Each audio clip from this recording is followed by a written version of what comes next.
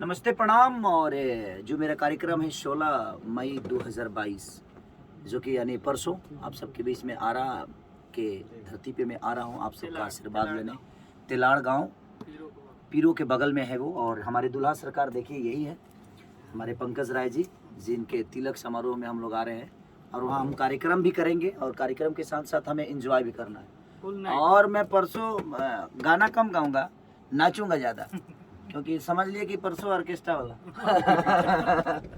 परसों का जो सिलसिला होगा कार्यक्रम अद्भुत होने वाला है।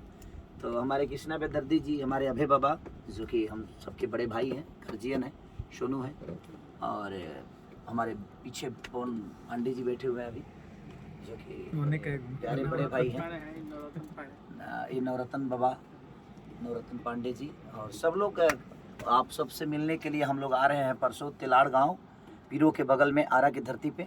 और हमारे पंकज भाई का तिलक समारोह है, तो आप आइए और अपना प्यार और आशीर्वाद दीजिए। हम लोग इंतजार करेंगे आप सबका। लव यू और नमस्ते।